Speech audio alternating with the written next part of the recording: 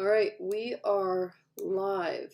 If you can just drop a comment in to let me know if you can hear me okay, we will get started. Today we are covering email marketing lead magnets. I created a worksheet to kind of help you see and understand how I approach them and how I put them together. So what I'm going to do before I dive into the announcements, I'm going to give you guys the links on where you can actually grab these so that we can all be going through it together throughout today's quick workshop. So if you are a Molo9 member, you can access the worksheet for free over here. If you are not a Molo9 member, you can purchase it. I've started listing all of our resources that you can purchase that you don't need the software for necessarily over here, and the link to the lead magnet resource to purchase it is right here. Oops. Okay, so while you all are downloading those resources, maybe signing up for a free account, I'm going to quickly go over the announcements for today. So first and foremost, this live Q&A is recorded and it will live in Molo9's repository. So for those of you who are Molo9 members, this means you'll have access to it for the duration of your subscription. It is also available now. We are working with YouTube Live, so it's available on our YouTube channel as well. This does, however, mean that if you are not a rapid growth company whose strategies and roadmap are constantly changing and iterating as you grow quickly, you want to be careful with the information that you share in this live Q&A. So when you ask questions in the comment box, just keep them high level. If you want to do a deep dive into the details of your own company, I can give you more custom tailored advice and whatnot if we do a one-to-one session or a small group coaching, private small group coaching session. Those are both available in the Molo9 portal, and we have now adjusted it to make those also available for even our limited access members. So we now have a new membership that's a free reader membership. It gives you the ability to view a free preview of the content. It does not give you access to all the content. It also gives you the ability to join in on these private group sessions and one-to-one sessions. What else was I saying? Oh, with the free reader or the limited access account, you can also, if you have one of the regular Molo9 accounts, you have access to a lot of not only the software, but the worksheets, the workbooks, some notebooks as well. If you have a limited access account, you can purchase each of those individually.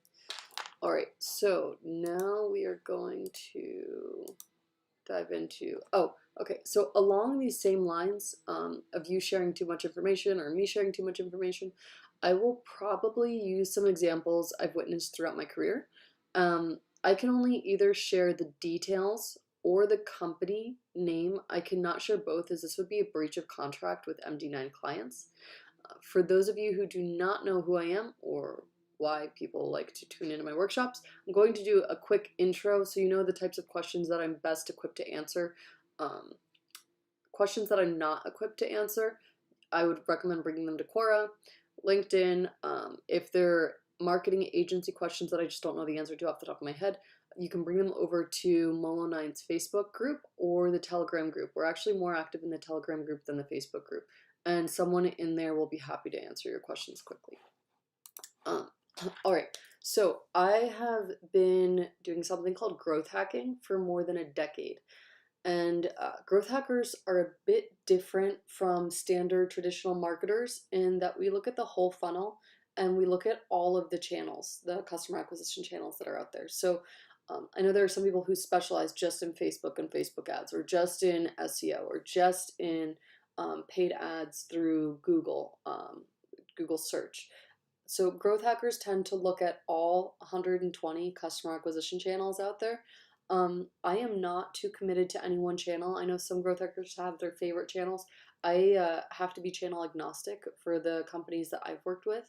So I do not, we're covering email marketing today, but I do not think that is the only channel that is out there for you to use for customer acquisition. My favorite type of growth hacking is something that's called blitzscaling, which means we grow a company really fast. This is crucial in very competitive industries and markets. As of now, the fastest I've grown a company is from idea on paper to more than 108 million in sales in less than 5 years. We entered a market space where there had not been a new entrant in decades because the competition was so fierce. So we had to blow the company up overnight, like make it appear everywhere. If we did not grow it quickly, it probably would not be existing today. So that's the type of growth hacking that I specialize in. I now own 6 companies and brands that are all geared towards helping startup founders. So if you need help with keeping your head in the game and things like that, we have 9apple.co. We have our podcast and talk show, which is 9x90. We have MD9, which is the consulting. And we are not the cheapest consulting firm out there. So if you're on a tight budget, I would not recommend MD9. We specialize in being concise, efficient, and growing companies quickly, not in cost savings. So we are not the Walmart of consulting companies. Let's see. And then we have Molo9, of course, which is where you get access to all of my knowledge and information. If you are not on Molo9, the goal with Molo9 is not to get you lost in an ocean of marketing strategies. We pride ourselves, and my number one goal is to be as concise as possible. So you'll notice with the free worksheets, or actually we have premium worksheets available now, that those are as concise as possible. We try not to put a bunch of wording in there and have you lost in a library and or dictionary and things like that. Just very short, sweet, to the point, concise. Also with the Molo9 recommendations, we try to keep them as concise as possible. If you're in Molo9, you probably noticed that we don't have 12 paragraphs telling you about the story of a great grandmother who tried this strategy 50 years ago. They're literally 1 paragraph definition, several examples, and then step by step exactly what you should do to implement that strategy. We try to keep everything as concise as possible because Molo9 is built for people who are ambitious and busy, and we don't want them wasting time reading through tomes of information that they don't need right now to meet their immediate goals. Okay, so that being said, the Molo9 Lead Magnet Worksheet that we have in front of us, I tried to keep it as concise as possible. It is, how many pages is it? It's just 2 pages. So just going through exactly what I found in my experience is most important when creating a lead magnet that actually works and converts website visitors into buyers. So the first thing when creating a lead magnet, I ask myself, what is the goal of this lead magnet? I use this worksheet for when I'm working on client projects and I have to very quickly, I don't have 8 weeks to become a full-time employee and learn everything about the company. I have an hour or maybe a few days to understand exactly what the company needs to do and exactly how we can meet that goal, clear, concise. So we have, this is the lead magnet that we're going through. This is the one that I use with my client projects. So if you're a digital marketing agency owner or you're trying to start your own digital marketing agency, this might be something that you want to use with your team as well. If you are a solo founder, I am aware that we have quite a few solo founders in the Molo9 community. That's why I tried to make this as affordable as possible and less of a top tier resource. This is going to walk you through how to create your lead magnets. I would look at this and look at refreshing or just powdering the nose of your lead magnet once a quarter or at least twice a year, just to keep it relevant if you're in an industry where things change, where technology drives you forward a little bit faster. If you're in an industry that has not changed for decades, you may just want to look at refreshing your lead magnet I don't know, once a year. I'll leave that up to you though. Honestly, it's if you have the time or if you have people on your team who can notice when your lead magnet ceases to be effective, and they're able to track that, I would switch out your lead magnet as you notice it's waning in its efficacy. All right, so what is the goal of the lead magnet? You have a few different goals. There are a lot of goals out there. The only 5 that I think should matter, I don't look at marketing for the sake of marketing. I look at marketing for the sake of driving revenue and for the sake of meeting specific business goals, usually to make the company money.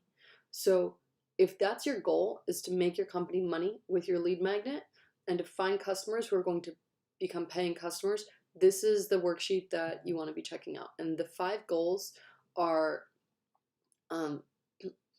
collect emails of potential clients or customers, show cold leads your current offers, sell cold leads on a specific offer, showcase your thought leadership, so build trust, and filter out SQLs from MQLs. That's, I think, the best goal to go for, is filtering out SQLs from MQLs. If you don't know what that means, it's looking at who is a sales qualified lead versus a market qualified lead. So marketers will say they'll run ads that get everyone who has this interest with this income and this job title, and they drive them to the website with those paid ads. From there, you have to figure out, okay, the people who came to our website, how many of them are actually looking for the type of solution that we offer, the type of product that we offer. And that's where you filter out the MQLs or the SQLs from the MQLs. Sales qualified leads are the people that are actually worth picking up the phone and speaking with, or worth going out of your way to try to connect with. Especially in the B2B space, it's more about relationship building. The SQLs, or sales qualified leads, are people who you actually want to take time out of your day to develop a relationship with, because they're most likely to become your best clients and customers. So with your lead magnet, if your goal is to collect emails of potential clients or show cold leads your current offers, that doesn't mean your lead magnet is going to just sit there and say, hey, I want your email, or hey, I want to give you a brochure. That's not how this works. You're not going to collect emails that way. If you say, hey, take a brochure of our current offers, you might. People more likely are going to give you if you're saying, let me show you a brochure of our current offers, they're going to want to see it on your website.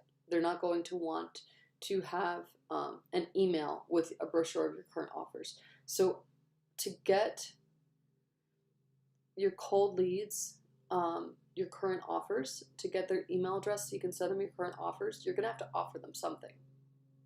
And then slip your current offers into the something that you offer them, whether it's an ebook, a mini course, a resource list, a cheat sheet, quick start guide.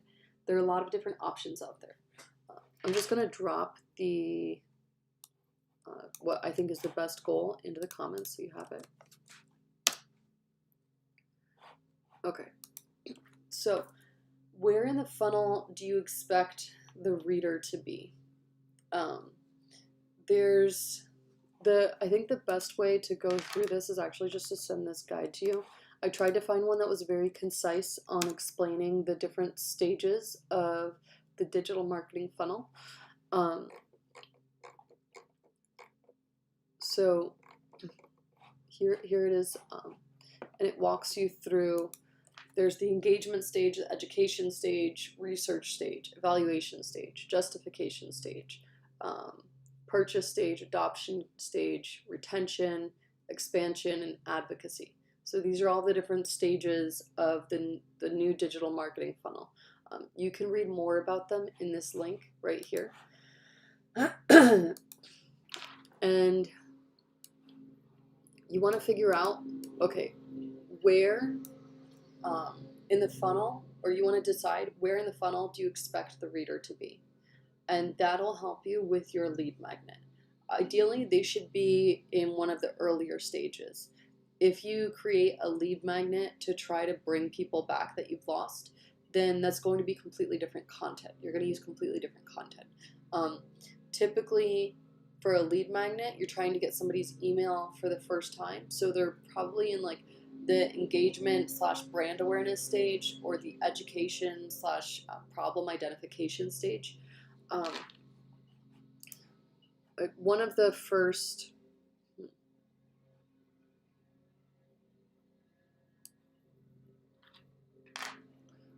I'm going to drop these in. They're usually in one of these first 5 stages. I'll drop them into the comments.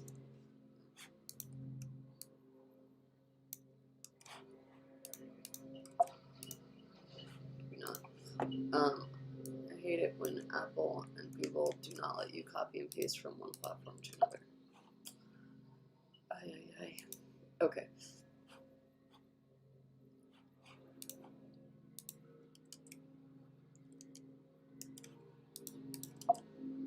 Okay, it's not letting me share this with you.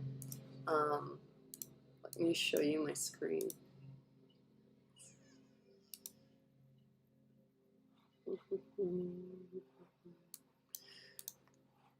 Alright, they're usually in one of these first 5 stages. So justification, evaluation, research, education, engagement. They're usually in one of these 5.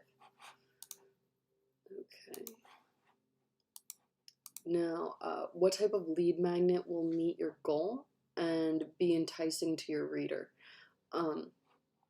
After you figure out where in the funnel there and what your goal is for the lead magnet, it should become clear to you which type, knowing your, as a business owner and a founder, or as a lead marketer, you should know the types of resources that your buyers find appealing.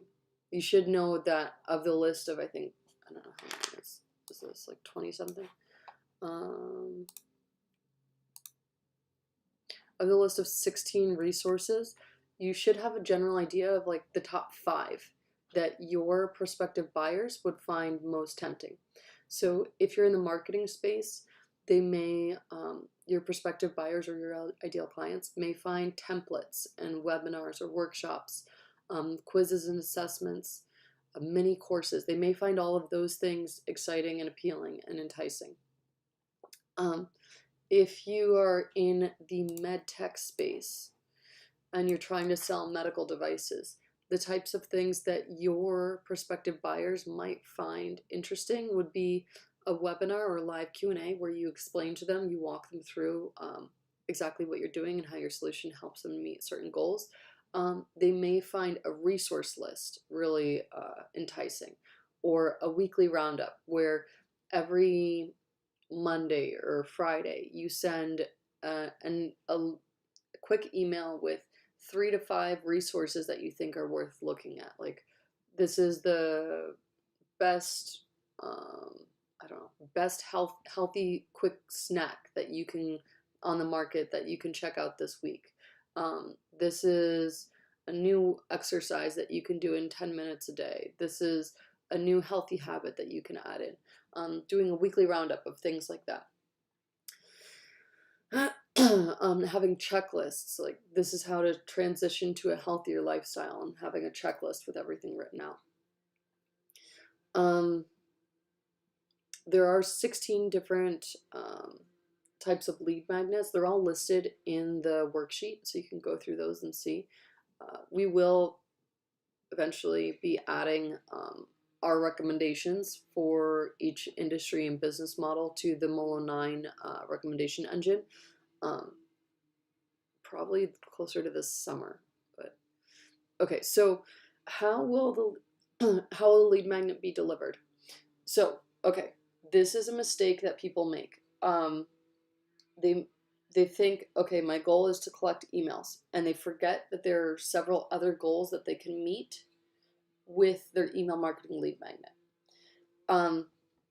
Yes, your goal is to collect emails, but if you can also improve your search engine optimization, the amount of time people spend on your website at the same time, it's a double win. You've now hit you've now made your one strategy more effective with growing your overall brand because you're meeting a few goals. So some people, when they have the email, the lead magnet, and they say, hey, drop your email in and we'll send you a coupon for 10% off, or drop your email in and we will send you a weekly roundup, or weekly roundup you have to send them. We will send you a resource list, cheat sheet, quick start guide, checklist, copy swipe files, mini courses. All of those are things that you can embed into your website, and that's what you want to do. You want to have your email marketing lead magnet actually bring them to something called gated content, which means they have to sign up for a free account or drop their email in to see the free resource that you're going to give them.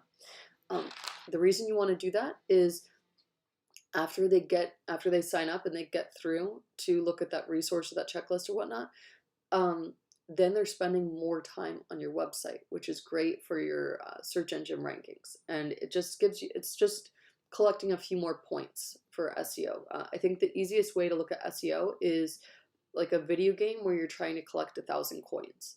So you collect 5, 10 coins here, here, here, and very quickly you add up to those 1,000 coins that you're trying to collect, or 100 coins if you're in a less competitive industry. So the email lead magnet, the email marketing lead magnet, if you can deliver it, have it where they put their email in and then they go to watch a webinar embedded on your own website. Don't have the webinar hosted on somebody else's site. You want that search engine ranking juice, those points, for yourself, for your own domain name. So you have the free webinar or the quick start guide or whatever it is embedded into your website, so they're spending time on your site. You can also link to a secret page, have a link to a secret page, and when they sign up for your email list, you send them in an email the link to that secret page. This the plus side of this is that it helps you to verify that they gave you a real email and they didn't give you a fake email address. I would not do, I know a lot of people like to do the PDF delivered to their inbox. I would not do that because it has zero impact on your search engine rankings. If somebody gets the PDF, they download it and they never go back to your site. I do that all the time. People give me a sign up, get the PDF, then unsubscribe, and I'm off doing something else.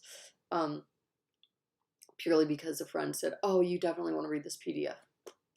You don't want to do that. You don't want to give out something for free that gives people a lot of value that doesn't lead them to a next stage in your funnel. So that's kind of why in the worksheet I put where in the funnel do you expect them to be next to which type of lead magnet will meet your goal and be enticing to the reader, because you want to think when you give them whatever that resource is, you want to make sure that it makes them move further along your funnel. So think about it like dating. You have a dating profile, your company website. You go on your first date, which is you having a pop-up or some sort of call to action that says, hey, this is a lead magnet. This is something that you might like. At the end of the first date, your goal is to have a second date. So your goal at the end of them reading through whatever your lead magnet was is for them to move further down your funnel to the next stage, to realize that your company, your goal eventually is for the customer to marry your company, to become a customer or client of your company. So when you're creating your lead magnet, you don't want to just give them a PDF where they can be buried in like a 200-page document and never call you back. You don't want to do that. You want to give them something that by the time they finish going through that lead magnet, they're eager and they're hungry for more. There was a trend for a while where people would give their email marketing lead magnet would be like a resource list of 300 resources. Okay, by the time somebody reads through all 300 resources, it's been like, I don't know, several weeks, and they've moved on to something else. You want to give them a lead magnet that's quick for them to consume, and then they come back to you for more. Okay.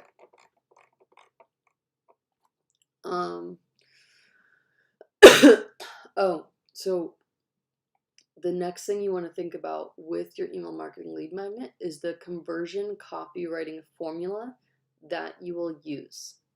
So somebody comes in, someone comes in, they read through your document, and they should be further along the funnel by the time they finish reading through your document. So there's a lot of different conversion copywriting formulas out there. It's basically, think of when you were in like middle school or high school. I know it's different for each person depending on what kind of school you went to, and you had to write your first really long paper, and the first thing your teacher had you do was put together an outline for that paper. Okay, so you have an introductory paragraph, you have the body, you have the final thesis, right? And then you had to go through and make the outline be more than just 3 bullets. You had to say like quick notes of what you're going to put in the introduction, what you're going to put in the body. Are you going to have 5 paragraphs in the body? What is each paragraph going to talk about? Your thesis, how long is the closing paragraph going to be? What are you going to include in there? What are you going to restate in there? The conversion copywriting formulas are literally an outline. So you pick one of these, you comb through, I think there's like 20, almost 30 of them. You pick one, and then you use that as your outline. That is not your entire, it's not going to write your entire lead magnet for you. Let me give you this list though.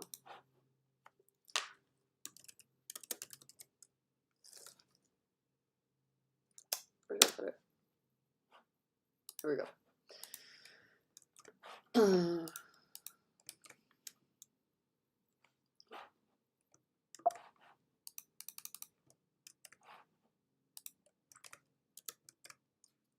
Okay, so these are 27 copywriting formulas that drive clicks and engagement. You want to pick one out of here. If you're doing a longer lead magnet, I would pick a few, because you want, let's say you have a 10-page lead magnet, although I would not recommend doing more than a few pages because you want people to come back to you. I would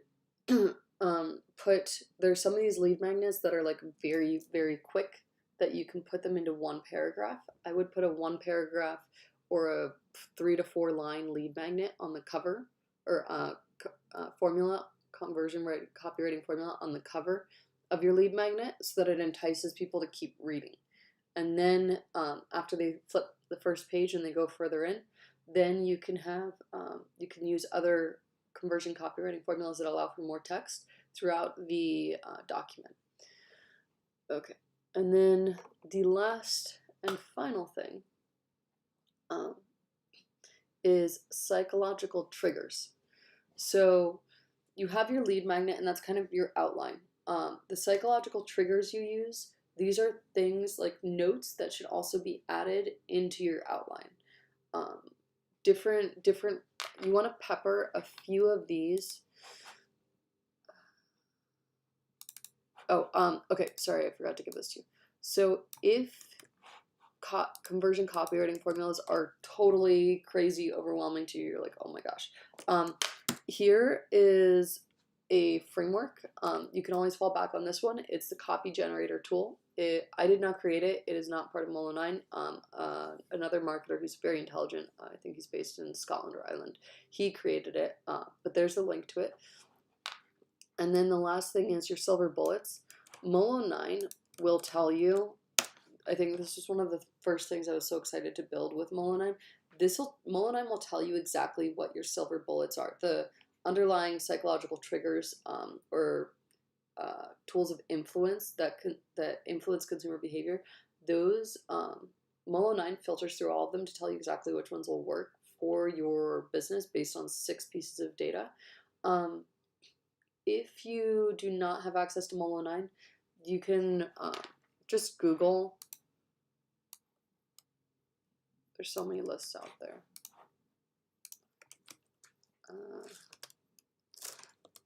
What is it? Psychological triggers in marketing.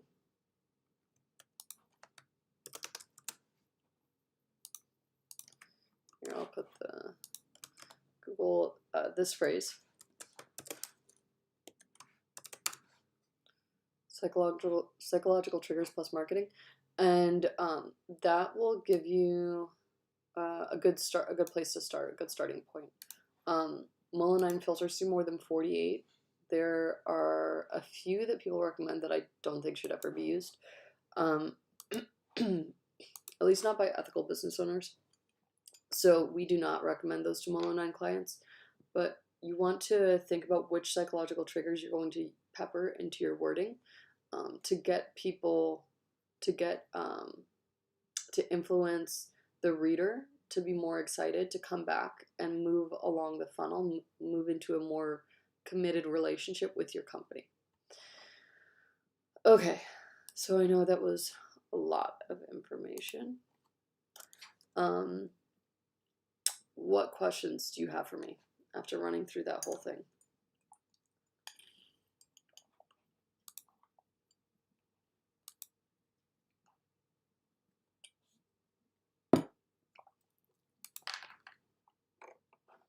We did, back in March, where is it? Back in March, we did a quick workshop on email marketing at a high level, talking about all the little things that you should look at, like email deliverability rates, which tools I use, the metrics that matter, and things like that. I'm going to drop the link, to that over here as well, just so you have it. Because this one was very focused on lead magnets, and if you have questions about email marketing as a whole, this will walk you more through that. Okay, so any questions for me? Otherwise, we can wrap up early.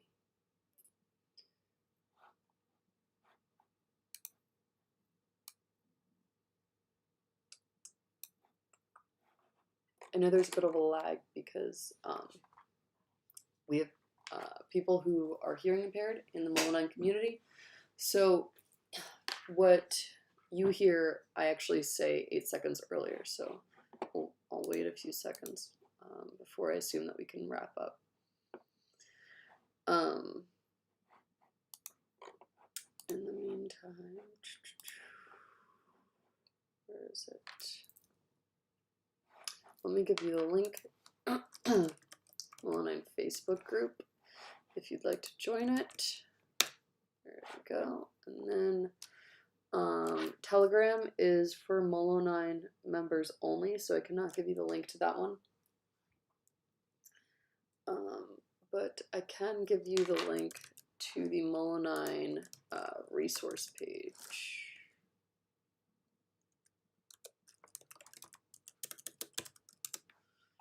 Which gives you access to all of our economically priced resources and our free workshops.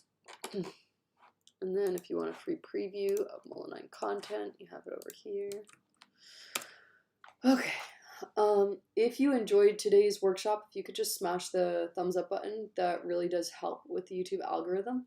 And if you want to make sure that you never miss another free workshop, then you can just subscribe to this channel and you will receive an alert when we have our next one. I think we're going to move them to Thursdays at 11 a.m. For the free open workshops, and then we will have the private group sessions at 1 p.m. on Thursdays, Eastern Standard Time. That's New York City time. Because we want people who have questions that they don't want to ask in the public forum to be able to still ask them that same day. So we will be doing the live Q&As at, like this one, or sorry, they're called free workshops now. We will be doing the free workshops at 11 a.m. Eastern Standard Time moving forward, and the private group sessions to follow up what we discussed in the free workshop, those will be at 1 p.m. And since you guys have no more questions, I am going to let you get on with your day. And I hope that this was informative, and I will see you all back online next week. Take care. Bye.